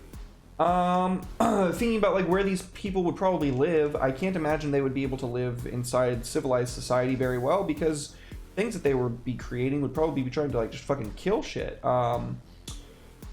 So some kind of spell-scorched ruins wherein this sect performs their rituals and experiments, and I put down profane alchemy. I don't really know what I mean by that yet, but I'm going to elaborate on it at some point. All I know is I can just see these like strange like if you've seen the movie Van Helsing with Hugh Jackman, synchronicity came back up. Comedy, baby. There's like all this like weird like old world technology like mixed with like magic to like form this like grotesque science. I can envision something kind of like that, but without all the industrial era stuff. Just a lot of iron, because as we've said like a million times, it's kind of the only thing that my clan has on anybody else, is that they've got all the they know how to work iron and make it into steel, and then they also know how to like just use iron and different forms of it. So I'm thinking that probably it has something to do with like weird experiments where they're like trying to fix death in a way that befits them. I could see some like bad shit coming out of this sect. And keep in mind, the family that this sect comes from is not necessarily evil at all. They're just people that live in Niptera, or in Isernum. They are just citizens of the Nipteran Empire, or, well, not Empire anymore, but yeah, that's probably going to be a point of contention a bit. I'm wondering even if it's things where it's like the iron can be used. I'm trying to think of the word that I'm looking for here. If it's like if you have the iron is used to like bind them and control them, but then it all to some extent becomes a strength. It's like you have someone that's like, oh, they have this big iron banded around their face to like, you know, to hit them with it.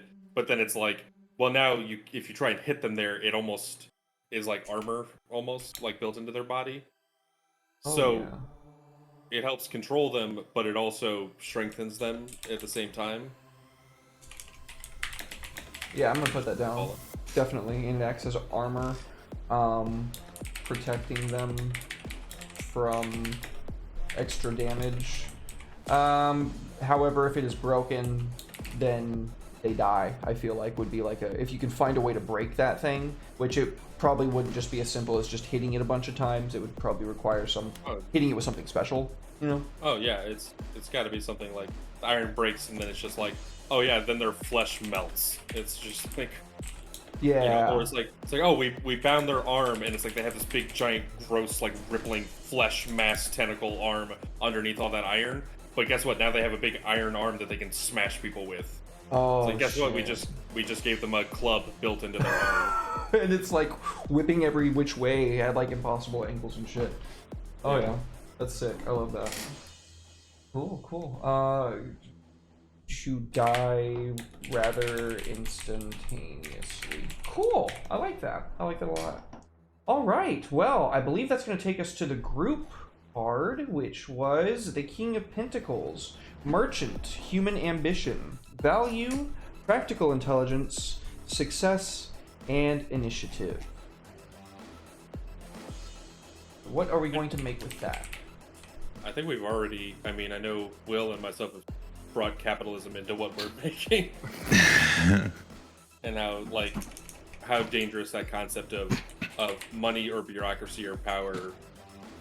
As soon as you add magic to bureaucracy or capitalism, it becomes a whole another beast. You know, it's like the idea is capitalism, you're providing a good or a service, but it's like if you have magic, then those goods or services are things that you can provide a lot more than other places, or you can provide necessities. So it's not necessarily like, oh, well, this is a fun thing I'm paying for, but it's like the same way, you know, you would think like, oh yeah, well, this is a necessity that, you know, absolutely everyone needs, but we're gonna jack up the price for it, and we'll just see what the consequences are. American healthcare system, it's Yep. 100%. you know, Yeah. Wait. Okay. that's the raid boss, is the American healthcare system. Ooh. Ugh. Speak the true. It's the RNC. So I put, I spelled bureaucracy wrong. Magic bureaucracy is fundamentally based off of corrupt principles insofar as that one holds all the power and is capable of generating more, and one lacks power and has no means of accruing it. I mean, it's something where workers literally cannot seize the means of production because the means of production is controlled exclusively by those who can cast the magic. I actually made a spell that fits in with that capitalism sort of thing, but it's not really capitalism, it's more like a barter system type thing. I was thinking about like, whoa, like what would this clan be able to provide so they don't just get fucking wiped out? Just like they know a way to enchant pelts of like creatures and stuff like that. So I made a spell called Enchant Hide. And basically what it is, you can pick any creature type, skin them, and then you can enchant that hide. And you get special benefits based upon you get a special benefit based upon the creature type. So let's say I killed a demon. So I will skin this fiend, tan their hide, and then like engrave it with shit. So the wearer would have resistance to damage. Wait, so you're gonna go to the abyss, you're gonna kill a demon, you're gonna piss on its corpse, and then Yes. you're gonna write on it with shit? Yes, and then wear it.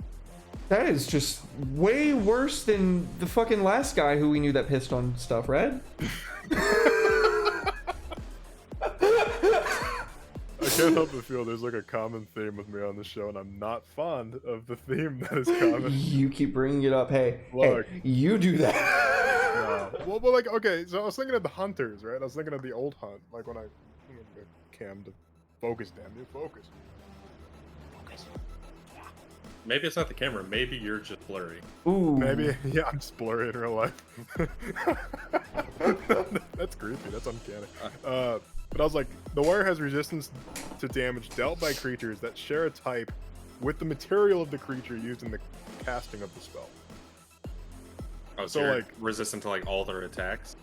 yeah, so you could be like, oh, I'm gonna just fucking kill a deer, and then like you take that deer hide and you skin it, blah blah blah, put it on. It's just like you have resistance to damage dealt by beasts. It's a spell, so but it requires certain components. Silvered knife, 50 gold pieces worth of paint or pigments, a camp-sized fire. You know, it requires a certain amount of things, but it's like a 3rd level transmutation spell. I feel like that's pretty fair because you have to go through a lot of fucking trouble for it to be worthwhile. So. That's not terrible. It's kind of like a higher level of like mage armor, Yeah. but tailored to creature type. It's kind of like mage armor and oh my god, I just had it and then my brain went totally blank. Resistance. No, Skin? where you can get like Eagle Splendor or Cat's Grace or Oh, enhance Enhanceability. Enhanceability. Yeah, it's like that, but like very specific. So like, could you imagine like using this in like a Descent to Avernus campaign? It's just like, I'm gonna skin this fucking imp and I'm gonna wear it like a hat. That's kind of cool though. I don't know. I'll have to post be it a on time Twitter. limit on it.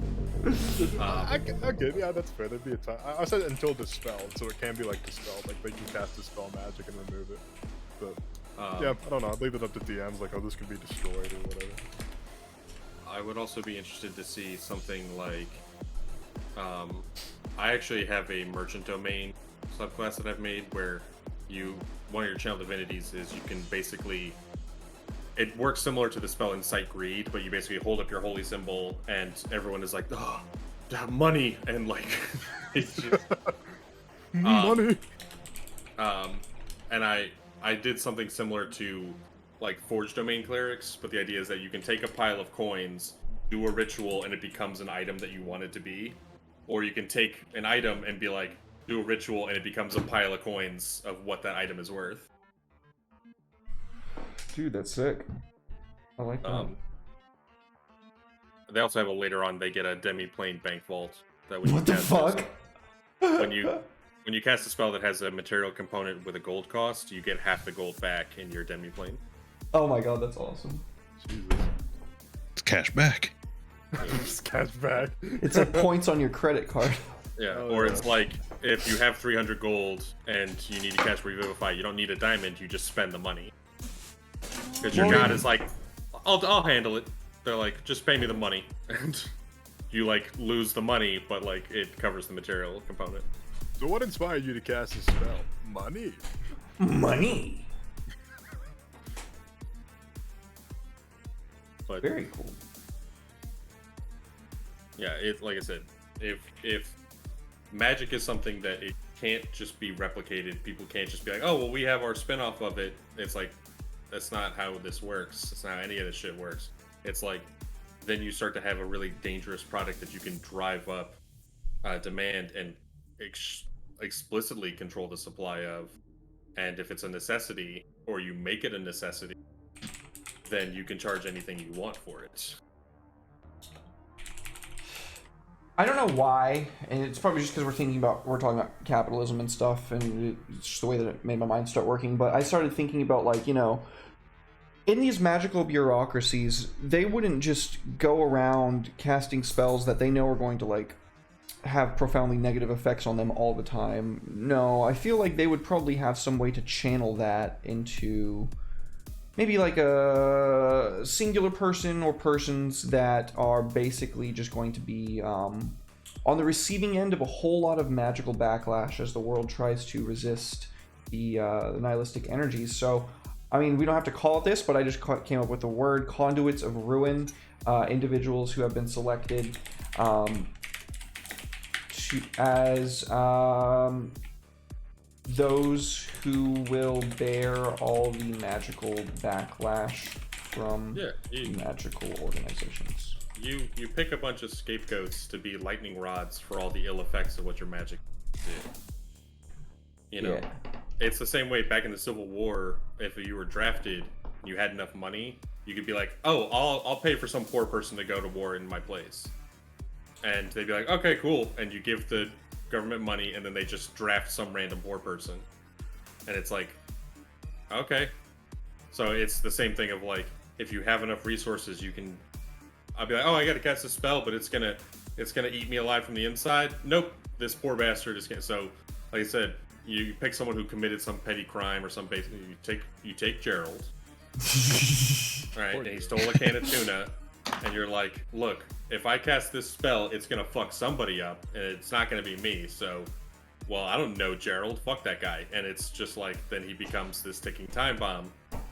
Oh yeah, and maybe even they're invested in keeping these folks around because like maybe maybe to be a conduit you actually have to have some like capacity for magic, but like they're not going to want to waste people that actually have like potential for like good shit. So if you have like a smaller capacity, then you don't get to learn the shit. They don't have interest in training you because you're not going to be without a very long time of living and your soul accruing a lot of power. You're not going to be very useful to them, so they're just going to stick you in a fucking like stone sarcophagus with like weird alchemical shit hooked up to you and like trying to keep you alive so that you can keep taking the shit. You have like a magical school, and then you take the kids who are getting like C's and D's, and you're like, hey, sorry, you're gonna be in this class now, and it's like, oh, whoops, and it's like, we know that they have magic ability innately or a capacity to cast, but they're never gonna be good enough to be in charge, so you just make them batteries, or like, basically make them like lightning rods, like I said. That's how Hogwarts does it. Exactly. That's all. What does it? Hogwarts. Oh, Hogwarts. Can I? Okay, I have one thing, and I don't want to talk about Hogwarts, but I have one thing I want to say. So the new game, they are actually trying to be like, oh yeah, you're trying to quell a goblin uprising, and by the way, you have a pet slave. I was like, word? Is that where we're going now? That's the plot of the new Harry Potter game, is that you're trying to quell a goblin uprising, and they're rebelling because, of course, they've been the slaves of wizards for a long time. So they are rightfully rebelling, and then people are like, no, but we should crush that rebellion. I was like, are you playing as the bad guys? Because it sounds like you are the bad guys. You're literally the fucking Gestapo. Yeah, and you have a house elf in the game, which means that you have a slave. J.K. Rowling, great job. Great job. J.K. Rowling, we love your writing that has, anti-Semitic, Look, it was crucial to the plot for J.K. Rowling that all of the people in charge of the banks have big giant hook noses. Okay. Yeah. Anyway, she's a fucking turf piece of shit. Yeah. Fuck J.K. Rowling. All my homies hate J.K. Rowling. It's true. Somehow, Tolkien and his writings are less controversial than J.K. Rowling's. Well, think about that for a second. Tolkien was a man who was like, hey, I made the like languages and histories for them for fun. I should write a story to go along with it. True. Yeah. It's like, and I mean, he didn't have the wealth of fucking like fantasy literature to pull from, you know what I mean? So I'm not sitting here trying to justify like any of the shit he did. He doesn't need me to do that for him, and I wouldn't want to, but so he just kind of had to pull from like human history, you know what I mean? And like probably not a good choice if you're going to be making like a sentient race that all of them to a man are indiscriminately evil. Probably not a good choice. I think that's pretty safe to say. But funnily enough, though, Tolkien went on record and said that the orcs are based on the Germans.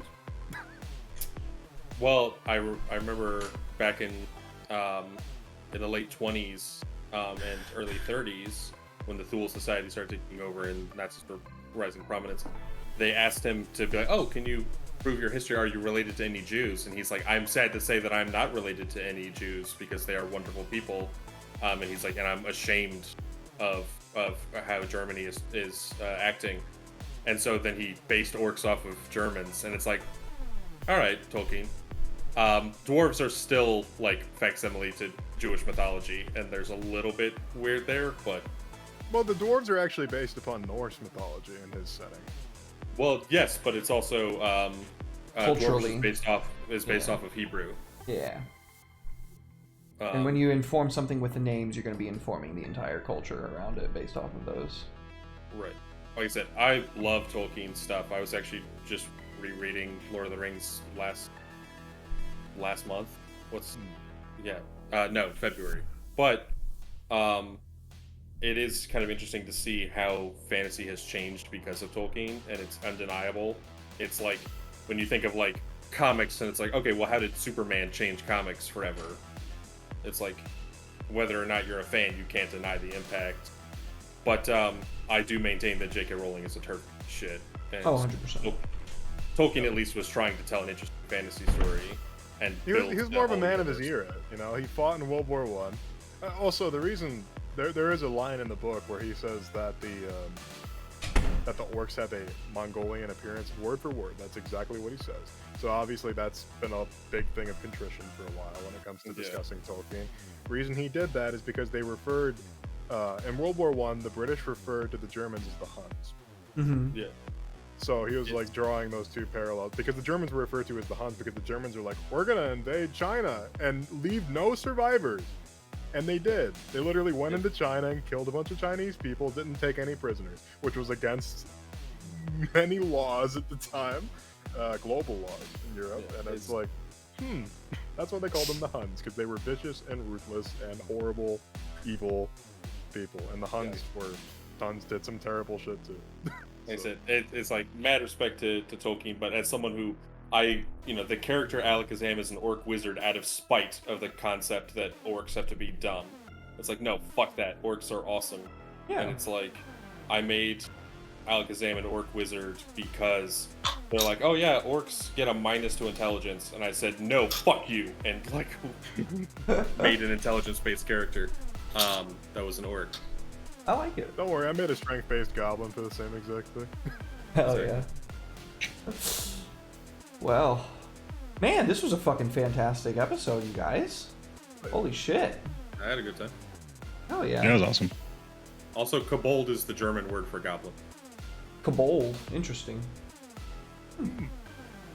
How did they end up as a little dragon, man? I don't know. Something got lost in translation along the way. It literally is German for goblin, which makes translating D&D into German very difficult. Oh, yeah. I never considered that. Wow. All right. Just call them goblins to make it easier.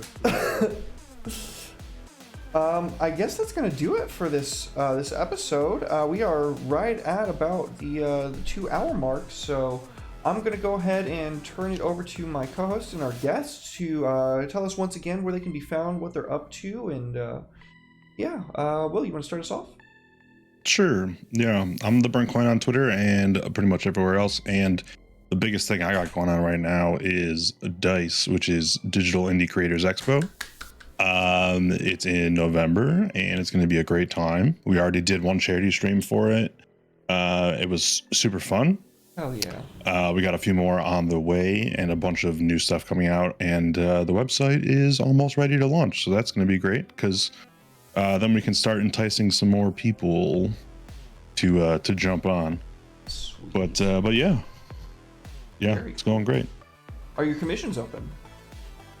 I mean, they're always open. Will's commissions are open. You know that. If you need a map, a battle map, or a world map, or a regional map, any kind of map, I do those.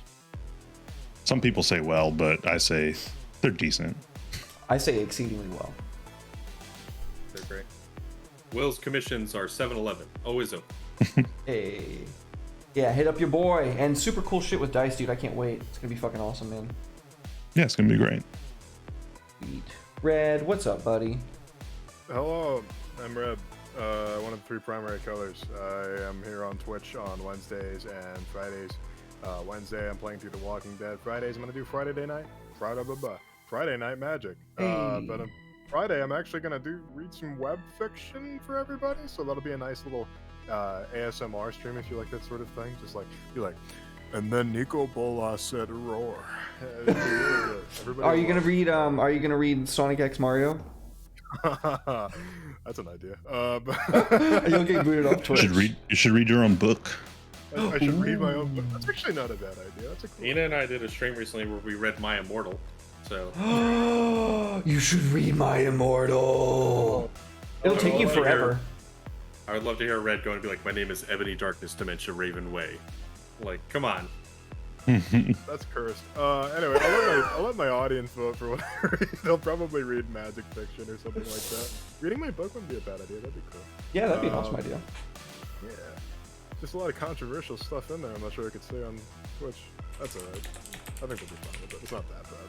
I didn't write anything like egregious or horrendous, but anyway, yeah, I got a book out. You want to read that? Sure. Let me post the links on this one. Let's see. It's a good book. I know because I wrote it and I've read it. Thank you so much for the could, babies. Oh, nice. I'm trying to think of what could be too controversial for Twitch that'd be in your book. It's like page 2. It's like, so the thing about women and minorities. It's like, oh, whoa. All right, we've been fucking around here. We're both underrepresented. And they need more platforms. Same. Ooh. No, but I don't say anything too controversial. Yeah, no, maybe I'll do that. That's a good idea. Thank you. But yeah, go buy my book. Spend money on me. Yay! Go buy his book. Go buy me a book. Read it. Tell me what you think, even if you hate it. Give red. Give red money. Money good. Awesome. Well, great shit, dude. Alec, what's up, man? Where can people find you? What you working on? What's up? So I have a billion things, but yes, you can find me at Twitter, Instagram, Patreon, Ko-fi, Twitch, just about everything out there. Alec_Zam. I'm a pro DM, purveyor of all things homebrew, so I run 12 to 15 games a week. I stream twice a week. I just came out with an item pack with Bogus Cheesecake and Midlife Dices. I just dropped on my Ko-fi a pay what you want supplement of 11 barbarian subclasses. So you can pick it up for free if you want, or if you want to give me money, give me money. Give him money. Give him money. Give him money. I'm actually going to be with Will. Wednesdays we'll be doing Omni's stream, the Wild Glaswall. And I've been bugging Red nonstop because I want to be in a Cyberpunk game with Red. But I'm... That might be soon. I don't know. Hell yeah. Hit up your boy. But right now, my biggest thing, and it's something that I actually announced here tonight at the top, but I'm going to talk about it again, will be the upcoming Kickstarter for Alakazam's Dungeon Directory, a matchmaking service in partnership with the Foundation for Inclusivity in Gaming. So you get to play, if the Kickstarter is successful, which hopefully it will be, and once we start promoting on social media, you can just follow and contribute, but you'll be able to pay for sessions with pro DMs who know what they're doing, and the money will go to help indie creators out there who wouldn't get a chance otherwise. So it's a good cause, and you get to play with a DM who knows what they're doing. It's something I believe very strongly in. Oh yeah. But I have a billion things going on. Just check any of my social media, Twitter, or in my Discord server is usually a good way to find me. And like I said, I have 32 releases planned for this year, so I am averaging about one a week now. Damn, dude. Absolute so just giga keep an eye chad. out.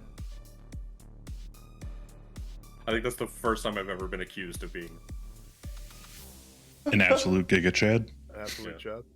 Well, I mean, you put out so much awesome stuff, dude. You gotta get Thank the you. rep for it. I really do love your stuff. You were like one of the first creators that like I knew. I mean, we didn't really like. This is the first time we actually like met like face to face. Well, online face to face. You know what I mean? But like, you were like one of the first creators that I knew coming into this space, and so I've like looked up to you ever since then. So I mean, really cool shit. Just, the irony is that I've been a fan of yours for a long time. So, of all of you bastards, you're all great. Oh. But it's something that, you know, D&D is my life. I am awake. If I'm awake, I'm working on D&D shit. This is what I do. You know, I can't see myself doing anything else. So I want to spread the love and get as many people out there in D&D or into other TTRPGs. I am looking into other systems too. But yeah, I work a lot. I write a lot of things. Yeah. No, it's Please awesome. give me man. money. Give him money. Do you ever do anything Call of Cthulhu, Alec? You know? Okay, so I'm interested. I will say I played I did House on the Hill once. I did Call of Cthulhu once, and I want to do more because I love H.P. Lovecraft's work. Racist piece of shit, even for his time. even for his time. His creative derivative. Like in the 20s, people were like, "Damn, son, you racist." Yeah. Okay? Even the But- KKK didn't want him like representing them or talking about them because Right. that's how fucked up he is. The dude thought that if what he said, Germans and Italians weren't white enough, and I was like, "Word, son." What does that even mean? It's like if you're not from Norway, like what the fuck?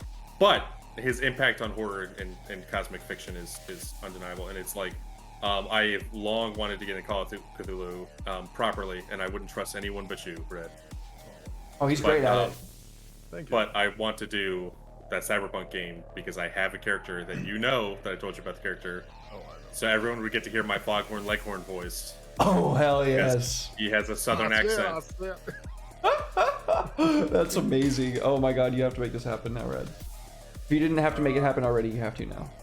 I gotta get in contact with a bunch of people I haven't talked to in a hot minute. So I'll just say he's someone that got an implant put in his brain to make him a better corpo, but it had every Western movie ever made on it.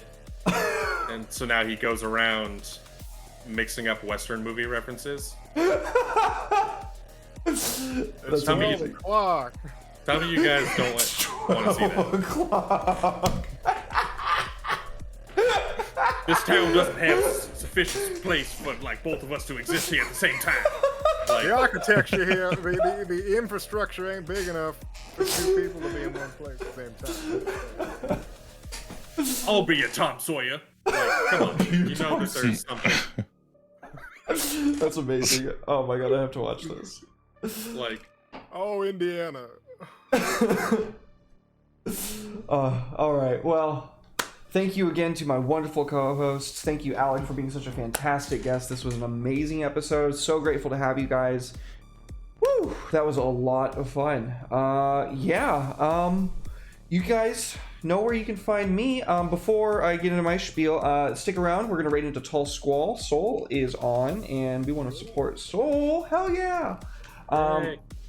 But yeah, you can find me on Thursday streaming Elden Ring at 7 p.m. Central Standard Time. On Saturday, Covet Syndicate with that boy down there at 6:30 p.m. Central Standard Time. And then on Sunday, Irazumi with that boy over there at 2 p.m. Central Standard Time. And I think that I'm just going to take all next week during the week off streaming, if you guys are okay with no Homebrew Homies next Tuesday. It's fine by Whatever me. you want to do, man. Your show. Oh, well, I appreciate it. I'm taking some time off of work, and I kind of want to like actually recharge. That would be nice. So yeah, no stream during the week next week, but I'll be back next weekend with a brand new show on Friday. It is going to be, let me make sure that I get the name of this correctly because I would feel like an absolute jackwagon if I got it wrong. It is Lord of the Rings, Rangers of the North. It is an actual play. It is going to be hosted by Esmore Sarah of, you might know her as the DM for Phandalin by Night. She's on the Vancouver by Night channel. She does a lot of D&D stuff, but she's going to be running this new system. I forget what it is called. I kind of blank on what the actual system is. I think I have it saved somewhere, but I don't want to misspeak it because then I would feel even worse. So let me make sure that I get this correct. It is the Decipher Coda 2d6 system. So that is going to be a blast. You know, you definitely don't want to miss that. That is next Friday. The 15th, if I'm not mistaken. Am I bad at days? No, it's the 15th. I'm good at days. Right here on DMDM Studios at 7 p.m. Central Standard Time. So you won't want to miss that. But I'm going to end the stream now. We're going to raid in. Thank you so much again for being here, everybody. And we love y'all, and we will see you for Elden Ring on Thursday. Bye.